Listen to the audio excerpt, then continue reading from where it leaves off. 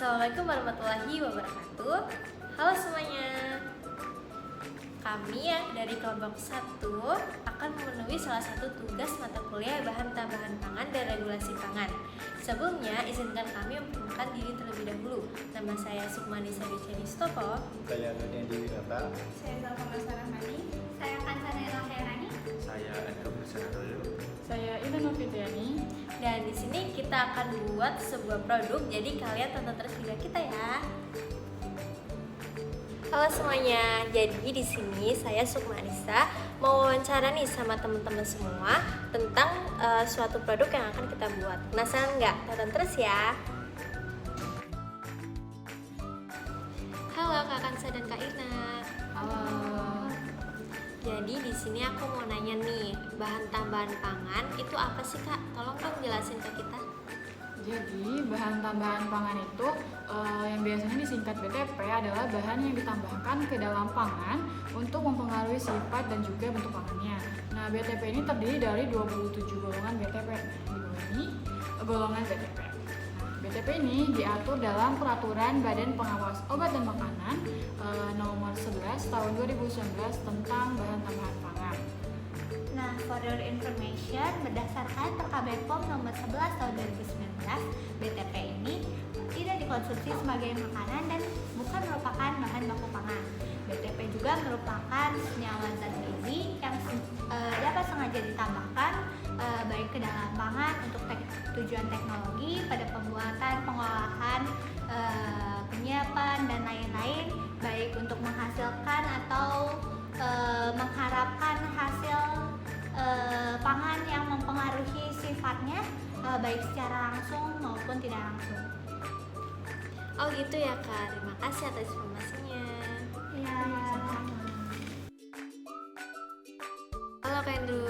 Halo juga Kak Sukma. Aku mau nanya nih, kali ini kita mau buat produk apa sih Kak? Nah, pada kali ini kita akan membuat produk permen jeli Kak Sukma. Untuk bahan dasar pembuatan permen jeli sendiri itu terbuat dari apa sih Kak? Jadi permen jeli ini dibuat menggunakan agar-agar Kak Sukma. Wah, agar-agar ini tuh dia diatur dalam PKB POM nggak sih Kak?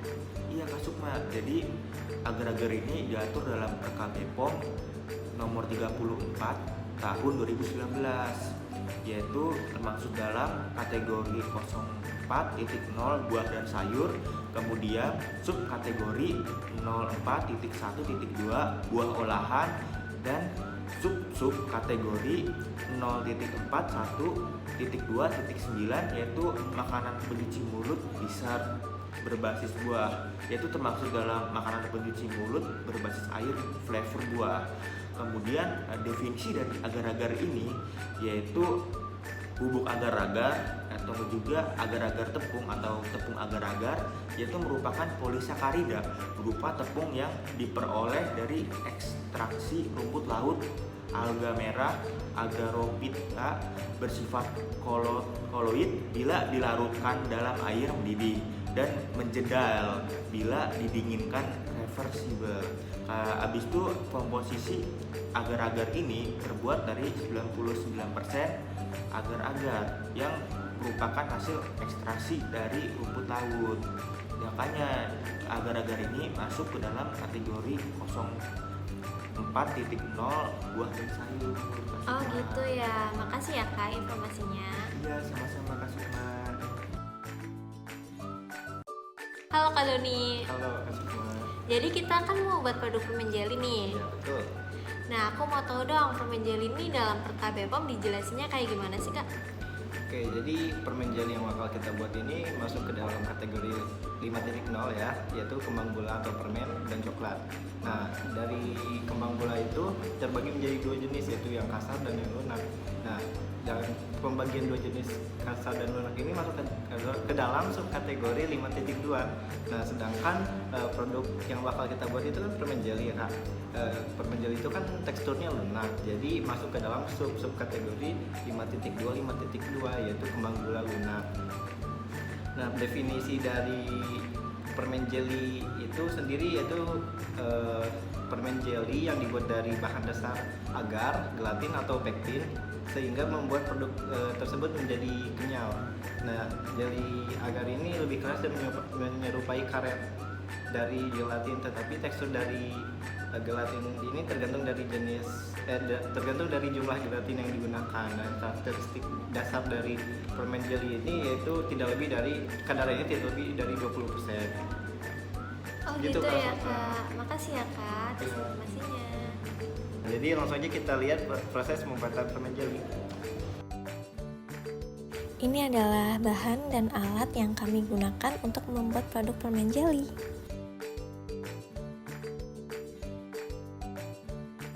Ini bahan untuk membuat permen jelly. Yang pertama ada agar-agar, gula, dan air.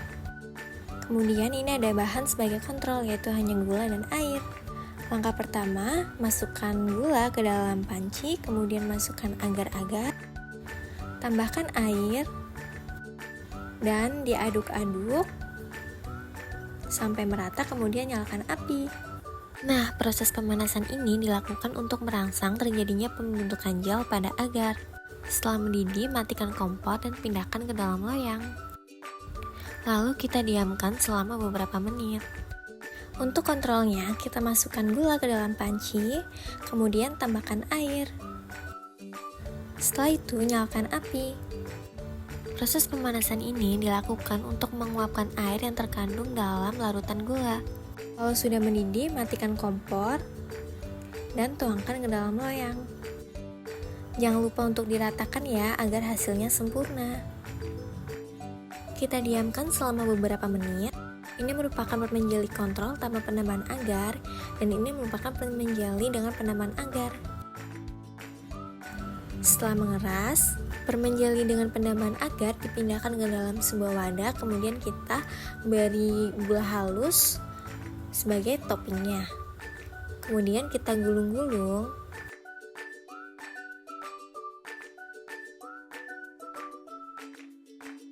Dan potong kecil-kecil. Di sini kita tahu ya, tekstur dari permen agar ini dia lebih lentur dan mudah dibentuk. Nah, ini merupakan permen jelly tanpa penambahan agar. Dan ini adalah hasilnya. Untuk permen jelly dengan penambahan agar, dia memiliki tekstur yang kenyal, elastis, dan tidak mudah patah. Sedangkan permen jelly tanpa penambahan agar, dia memiliki tekstur yang lebih kental, namun dia tidak padat. Oleh karena itu, dia tidak bisa dibentuk seperti permen jelly dengan penambahan agar. Halo Kak Zelva. Jadi kan kita udah buat produk permen jelly-nya nih. Aku mau tanya dong, kenapa sih kok bisa teksturnya kayak gitu?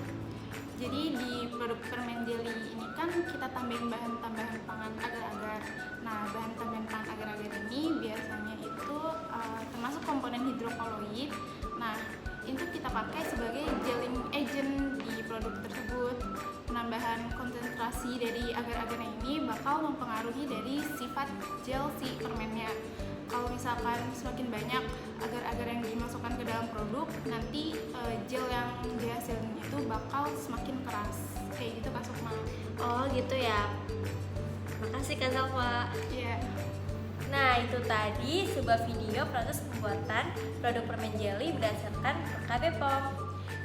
Terima kasih yang telah menonton, semoga bermanfaat ya. Wassalamualaikum warahmatullahi wabarakatuh. Bye-bye.